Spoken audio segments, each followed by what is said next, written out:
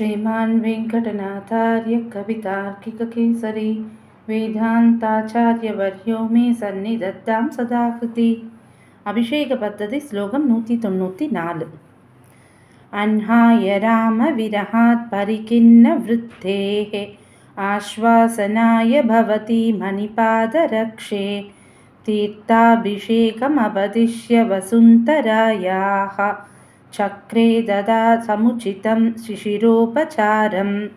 பதபதார்த்தம்.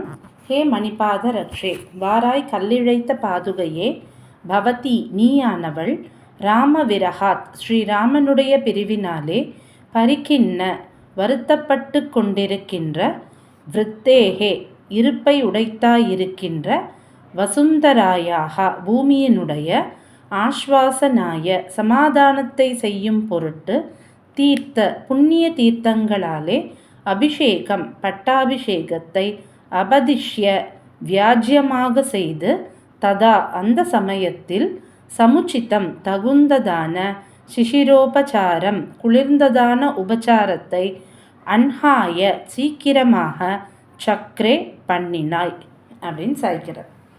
அதாவது இது ஏற்கனவே நம்ம பார்த்த ஸ்லோகத்தோட சாயல் தான்.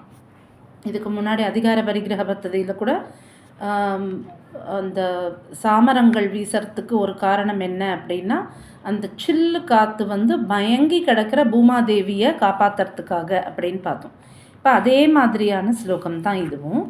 அதாவது ராமனோட பிரிவினால் வருத்தத்தில் இருக்கிற பூமாதேவியை சமாதானம் பண்ணுறதுக்காக அந்த பட்டாபிஷேகத்தை பாதுகையானவள் ஏத்துண்டா அப்படின்னு சொல்கிற ஸ்லோகமாக இருக்குது.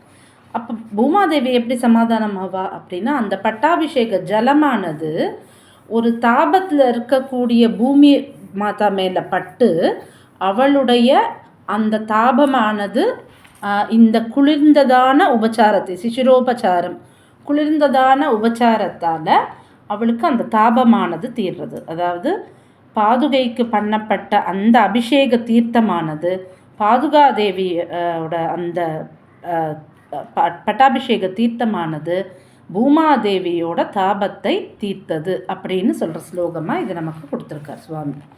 இப்போது இந்த காரணத்துக்காக தான் நீ ஒத்துண்டையா அப்படின்னு கேட்குற மாதிரியான ஸ்லோகம். அதுவும் ராமன் காட்டுக்கு கிளம்பி போயிட்டு உடனே பாதுகையானவள் அங்கே தண்டகாரண்யத்துலேருந்து திருப்பி அயோத்திக்கு வந்த உடனே பட்டாபிஷேகத்தை ஏற்றுன்ட்டா. அன்ஹாய சீக்கிரமாக, ஏன் நீ சீக்கிரமாக பட்டத்தை ஏற்றுன்ட்ட அப்படின்னா, அந்த பூமாதேவியோட அந்த வருத்தத்தை போக்குறதுக்காகத்தானா அப்படின்னு கேட்குற மாதிரியான ஸ்லோகமாக இதை சுவாமி நமக்கு கொடுத்துருக்க. இப்போது இந்த பாதுகையோட தீர்த்தமானது எப்பேற்பட்ட தாபத்தையும் தீர்க்க வல்லது அப்படின்னும் நமக்கு இதுலேருந்து புரியறது.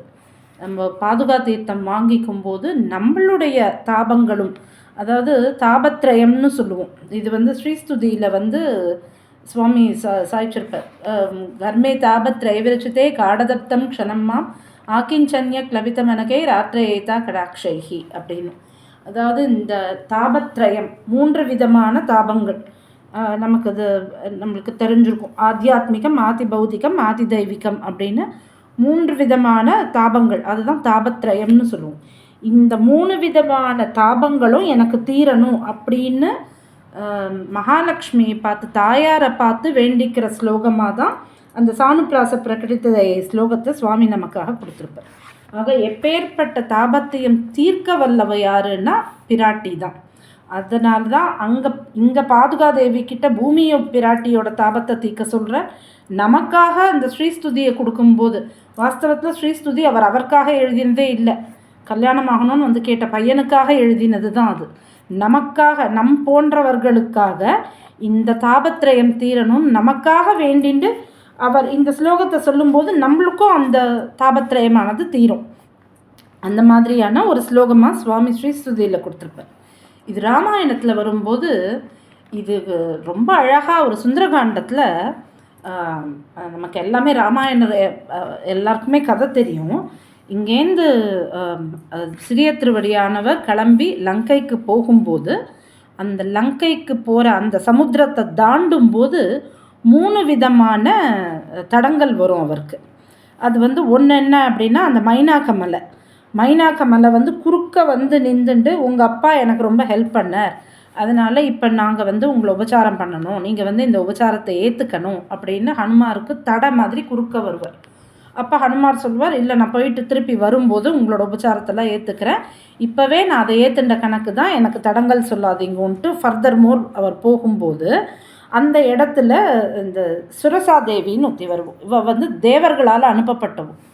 இவர் ஹனுமான் இந்த வேலையில் இறங்கியிருக்காரே, இவரால் இதை ஜெயிச்சு முடிச்சுட்டு வர முடியுமா அப்படின்னு தெரிஞ்சுக்கிறதுக்காக ஒரு டெஸ்ட் மாதிரி தேவர்கள் வைக்கிறது. அதுக்காக அந்த சுரசாதேவின்றவளை அனுப்பிச்சி வைப்பாள்.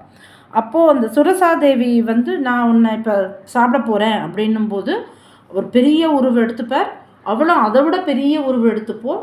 அப்போது தடால்னு அவர் சின்ன உருவுக்கு மாதிரி அவளோட வாய் வழியாக போய் காது வழியாக வெளில வந்துடுவார் அவர். அப்போது அந்த சாமர்த்தியமானது, அவரோட சாமர்த்தியத்தை பார்த்து தேவர்கள் வந்து ஓகே இவர் இந்த எடுத்துட்ட வேலையை முடிச்சுடுவார் அப்படின்னு அவளுக்கு நம்பிக்கை வரும். மூணாவது என்ன அப்படின்னா, அந்த சிம்ஹிகா அப்படின்னு ஒரு ராட்சசி, அவளும் அதே மாதிரி நான் உன்னை சாப்பிட போகிறேன் நிழலை பிடிச்சி இழுக்கிறவோ அந்த மாதிரி சொல்லும்போது அவளோட வயத்துக்குள்ளே போய் அவளையே கிழித்து வெளியில் வந்துடுவார், அந்த ராட்சசியை அழிச்சுட்டு வெளில வந்துடுவார். இதில் இந்த 3 விதமான தடங்கல்கள் வந்ததுக்கு ராமாயணத்தில் பெரியவாளோட வியாக்கியானங்கள், அது பவுண்டரீகபுர சுவாமியோட வியாக்கியானமாகட்டும், இல்லை நம்முடைய திருக்குடந்தை ஆண்டவன் வியாக்கியானமாகட்டும், என்ன சொல்லுவா அப்படின்னா 3 விதமான தாபத்ரயம் அதுக்கான சிம்பலைஸ் பண்ணுறது தான் இந்த 3 விதமான தடங்கல்கள். ஒன்று என்ன அப்படின்னா, நம்மளோட காரியங்களாலேயே ஏற்படக்கூடிய தாபம், அதுதான் மைனாக மலை. இன்னொன்று தேவர்களால் ஏற்படுறது, இது வந்து நம்மளால் ஏற்படுறதுன்றது தான் ஆத்தியாத்மிகம். தேவர்களால் ஏற்படுறது ஆதி தெய்வீகம், அதுதான் சுரசாதேவி. ஆதி பௌதிகம் அப்படின்றது பஞ்சபூதங்கள், பூதங்களால் ஏற்படக்கூடியது, பஞ்சபூதங்களால் ஏற்படக்கூடியது அப்படின்னு சொல்லும்போது அது வந்து சிம்ஹிகா அந்த மாதிரி சொல்லுவோம்.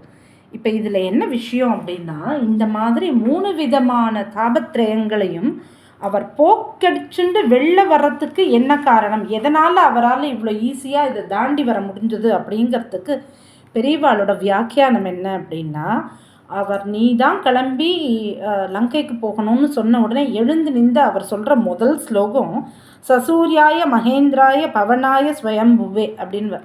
அதாவது என்னென்னா, முதல்ல எழுந்து நின்று சூரியனுக்கு அவர் வணக்கம் தெரிவிக்கிறார், சூரியனுக்கு நமஸ்காரம் பண்ணுறார், சூரியனை முதல்ல வேண்டிக்கிறார். எதுக்கு அப்படின்னா, சூரியன் தான் அவருடைய ஆச்சாரியன், அவர்கிட்ட தான் முதல்ல இவர் வந்து நவ வியாக்கரணமும் கத்துண்டது யாக்கிட்டேன்னா சூரியன். ஆக அங்கே அனுஷ்டானம் பெரியவா நமக்கு என்ன சொல்லுவான்னா, முதல்ல உனக்கு எப்பவுமே உனக்கு துணைக்கு யார் வருவா அப்படின்னா ஆச்சாரியன் தான். ஆச்சாரியன் அனுகிரகம் இருந்ததுன்னா நீ எப்பேற்பட்ட தடையையும் தாண்டிடலாம். அப்புறம் அவர் போகிற வழி முழுக்க அவர் ராமநாமம் சொல்லிட்டு போனவர், அதனால் அந்த தெய்வ பக்தின்றது கூட இருக்கும்போது எல்லா தடையும் தாண்டலாம். ஆனால் அதுக்கு மூலம் எது, முதல் வித்து எது அப்படின்னா அது ஆச்சாரிய பக்தி தான். ஆக இந்த ஸ்லோகத்தின் மூலமாக பாதுகையானவள் பூமாதேவியோட தாபத்தை போக்குறா அப்படிங்கிறது தான் இதுக்கான பாதுகா சகஸ்ர ஸ்லோகத்துக்கான அர்த்தம். ஆனால் இதோட சுவாபதேசம்னு பார்த்தோன்னா, பூமியில் இருக்கிறவாளோட தாபத்தையும் போக்குறவோ யாருன்னா பிராட்டி தான். அந்த பிராட்டியோட அந்த குணம் நமக்கு எப்படி தெரியறதுன்னு பார்த்தோம், நம் சுவாமி மூலமாக தான், ஸ்ரீஸ்துதி மூலமாக தான் தாபத்ரயத்தையும் போக்கக்கூடிய பிராட்டின்னு நமக்கு புரியுறது. ஆக இந்த ராமாயணம் சொல்கிற கருத்தாகட்டும், இல்லை பாதுகா சகஸ்ரம் சொல்கிற கருத்தாகட்டும், நம்ம இப்போது சுவாமியோட திருநட்சத்திரத்தை நெருங்கின்னு இருக்கும்.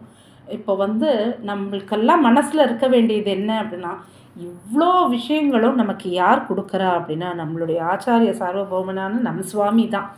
ஆக இந்த ஒரு குருஸ்தானத்தில் இருந்துண்டு அல்லது ஒரு தாபத்தை போக்கக்கூடிய ஸ்தானத்தில் இருந்துண்டு பாதுகாதேவியானவள் பூமாதேவிக்கு ஒரு நிம்மதியை கொடுத்தா, அந்த குளிர்ச்சியை கொடுத்தா அப்படின்னு சொல்கிற ஸ்லோகமாக இந்த ஸ்லோகம் அமைஞ்சிருக்கு. அடியே கவிதார்க்கிக சிம்மாய கல்யாண குணசாலினே ஸ்ரீமதே வெங்கடேசாய வேதாந்த குரவே நமஹ.